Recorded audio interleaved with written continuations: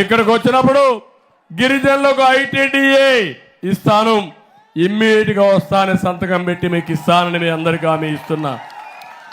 మహిళా degree college తప్పకుండా sanction చేస్తామని చెప్పి కూడా నేను మీకు తెలియజేస్తున్నా. పాలిటెక్నిక్ కాలేజ్ కావాలన్నారు, అగ్నిమాపక కేంద్రం కావాలన్నారు, ఇవి కూడా శాంక్షన్ చేస్తాం. ఇంకో పక్క స్కిల్ డెవలప్మెంట్ పెడతాం. ఇంకో పక్క 100 పడకల ఏరియా ఆసుపత్రి లేక ప్రజలు ఇబ్బంది పడుతున్నారు, అవి కూడా చేస్తాం. ఇంకో పక్క నిర్వాసితులకి న్యాయం చేసే బాధ్యత మాదని మీ అందరికీ హామీ ఇస్తున్నా. నేను ఎప్పుడు కూడా ఒకే పాలసీ, ఎవరైతే ప్రాజెక్టు వల్ల లాభం పొందిన వాళ్ళు ఎంత ఆనందంగా ఉంటారో, ప్రాజెక్టు వల్ల నష్టపోయిన రైతాంగానికి అదేవిధంగా కాంపన్సేషన్ ఇవ్వాలి. అప్పుడే న్యాయం జరుగుతుంది.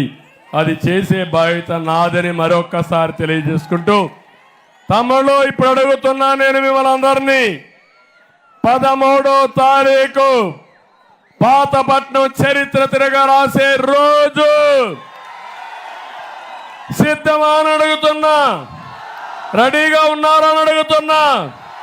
ఇది జరగాలంటే 2 బటన్లు గట్టిగా నొక్కాలి.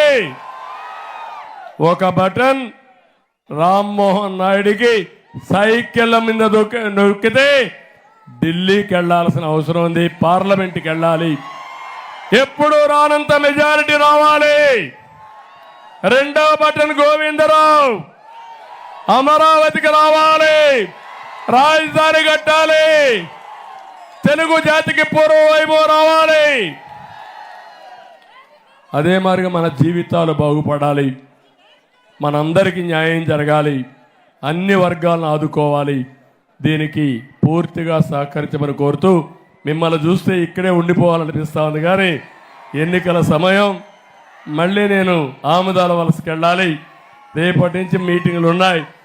తప్పకుండా మిమ్మల్ని గుర్తుపెట్టుకుంటా, ఎప్పటికీ మనసులో పెట్టుకుంటా, తప్పకుండా మీకు న్యాయం చేస్తానని మరొక్కసారి అందరికీ హామీ ఇస్తూ అందరి దగ్గర సెలవు తీసుకుంటున్నా.